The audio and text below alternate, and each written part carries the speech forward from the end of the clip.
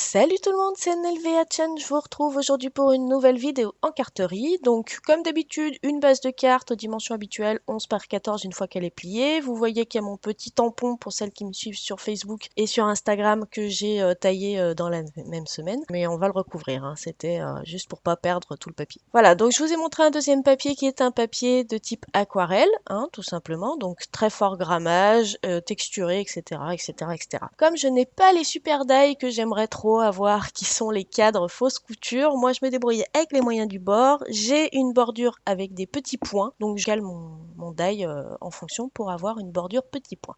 Voici donc les tampons que je vais utiliser, que vous m'avez vu que vous avez vu dans la vidéo de version scrap. Et donc, vous avez été nombreuses à me donner le nom de cette adorable petite créature qui est un raton laveur.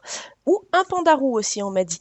Et c'est vrai que ça correspond tout à fait. Voilà, mais là, ça sera raton laveur sur cette vidéo-là. Donc, j'ai tamponné mon motif sur mon papier aquarellable avec de la Versafine parce que c'est une technique aquarelle. Ensuite, j'ai tamponné juste le petit ballon sur une chute de papier. C'était à la Memento, même si là, il n'y a pas d'intérêt particulier. Et une fois que tout ça c'est fait, je vais venir donc tailler une bordure en effet nuage avec les die fausse couture que cette fois j'ai, ceci. Et je vais venir aussi récupérer la découpe de nuage dans du calque qui me restait en trop de ma dernière carte, hein, parce qu'on gaspille pas. Donc on utilise ce qui nous reste. Je vais venir positionner à peu près le nuage opaque blanc par rapport au nuage translucide calque. Je mets des petites marques au crayon de papier et puis je mets de la colle et j'ai plus qu'à repositionner pour fixer les deux ensemble. Donc je repositionne un tout petit peu en décalant vers le bas histoire que ça masque les traits faits au crayon de papier et que ça ne gâche pas l'ensemble, hein, tout simplement. Il suffit juste de réajuster après en enlevant ce qui dépasse et puis on ajustera la forme de la carte plus tard. Donc là, je vais venir faire quelque chose que vous m'avez pas encore vu faire, même si j'avais une vidéo que j'aurais dû vous poster, mais qui est encore en attente. Je vais venir utiliser du masque liquide en fait. C'est de la drawing gum sur mon petit raton laveur. L'oreille est rose parce que il a fallu que je chope le seul pinceau qui n'était pas propre et que j'avais oublié de nettoyer dans mon pot à pinceau. Hein, voilà, donc il y avait du rose dessus, ce qui a un petit peu tout foiré. Et puis vous verrez qu'il va m'arriver une petite mésaventure, donc du coup je vous montre rapidement tout ça. Mais on va d'abord s'occuper du fond et puis après vous comprendrez pourquoi ça n'a pas été. Voilà, donc j'ai humidifié mon papier aquarelle. J'ai ensuite passé de la distress sur une feuille plastique. Alors j'ai mis un support blanc dessous pour que vous puissiez voir la couleur et puis pour moi aussi, hein, pendant que je fais le fond, c'est quand même plus pratique quand je vois ce que je fais et quand je vois où est la couleur, hein, on est bien d'accord. J'ai mis la distress sur le film plastique, j'ai dilué, j'ai passé sur mon fond de manière un peu aléatoire, j'ai chauffé au heat gun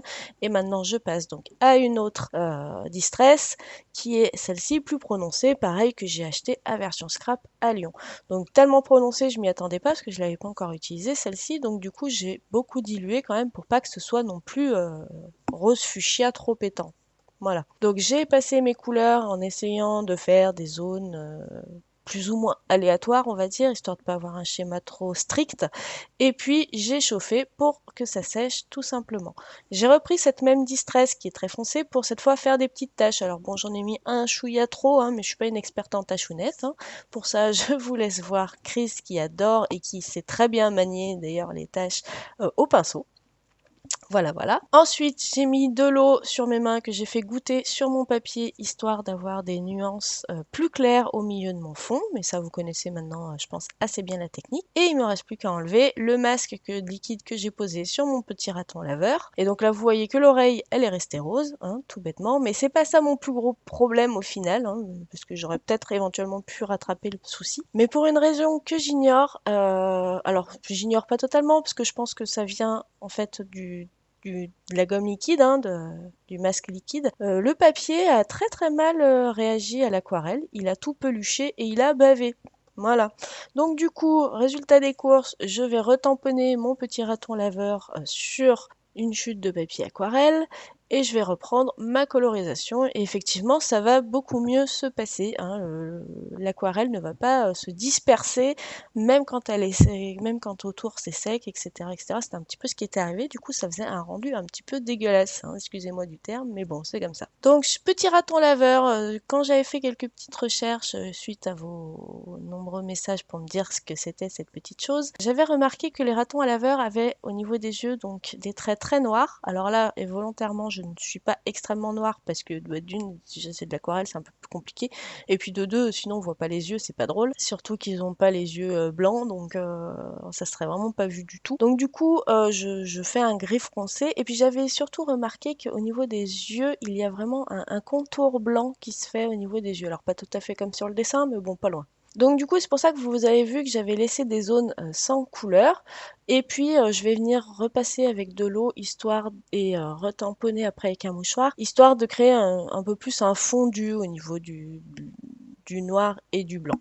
Voilà, tout bêtement. Qu'est-ce que je peux vous dire sur cette colorisation encore? Ah oui, j'utilise un vieux pinceau à réservoir d'eau, mais en fait c'était un Wink of Stella, hein, c'était le premier que j'avais acheté, et en fait en y remettant de l'eau dessus, ça me permet de faire les aquarelles, et l'avantage c'est comme il y a toujours des paillettes qui sont coincées dans le système du pinceau, et ben du coup ça me fait une colorisation directement avec des paillettes, hein, tout bêtement. Il y en a encore plein, hein, j'arrivais plus à les faire sortir avec le liquide de base du Wink of Stella, mais là il n'y a pas de souci, avec l'eau elles viennent, hein, les paillettes, il n'y a pas de problème. Voilà, une fois que la colorisation est prête, je vais venir donc découper le petit ballon que j'avais tamponné sur une chute de papier. Je repasse les bords au feutre noir, histoire d'avoir une finition bien propre. Je vais faire exactement la même chose pour le petit raton laveur, hein, vu que du coup je l'ai tamponné à part pour des raisons de pratique, hein, voilà. Et donc on découpe et puis on passe pareil au feutre noir tous les contours, histoire d'avoir quelque chose de nickel. Voilà. Du coup, une fois que ça c'est fait, eh ben, on va venir le coller, hein. Donc, je le colle à même le fond. J'ai failli le coller en épaisseur et puis finalement non, je me suis ravisée. Il y aura que le ballon qui va être collé en épaisseur.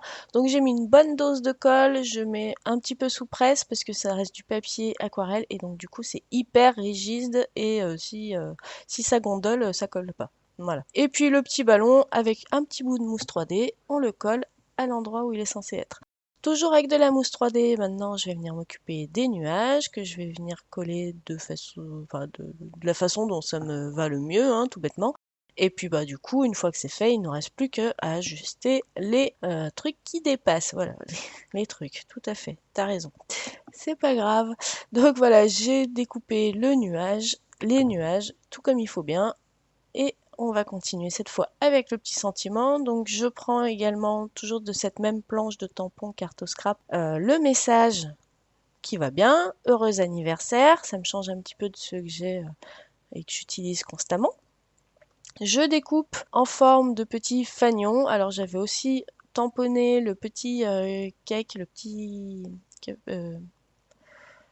oui, le petit muffin ou je sais quoi avec un cœur dessus, puis finalement je vais pas l'utiliser donc je l'ai pas mis plus que ça à la vidéo. Je colle donc mon montage de cartes sur la base, ce qui cache le logo, mon petit tampon personnalisé NLVA, et puis je rajoute mon petit fanion avec le message et j'ajuste au niveau de la découpe.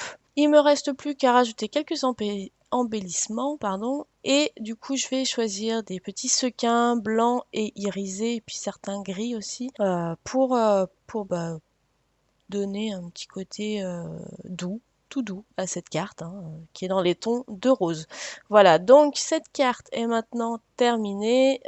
Ça reste assez simple, hein, au niveau du montage. Après, forcément, on rajoute, hein, les nuages, les machins, les trucs. Et du coup, ça complexifie un petit peu la chose. Mais sachez que c'est vraiment quand même un grand basique au niveau de la disposition de la carte. Voilà, donc j'espère que ça vous aura plu, que vous aurez passé un bon moment. Dites-moi ce que vous en avez pensé. Et puis n'hésitez pas, si ça vous a plu, à me laisser un petit pouce bleu, hein. Ça me permet vraiment de savoir ce qui vous plaît et ce qui vous plaît moins bien, hein. Dans ce cas-là, c'est le pouce rouge, on est bien d'accord. Voilà, donc je vais vous laisser pour cette vidéo. Je vous fais plein d'énormes bisous et je vous dis à très bientôt pour de nouvelles créations. Bye bye!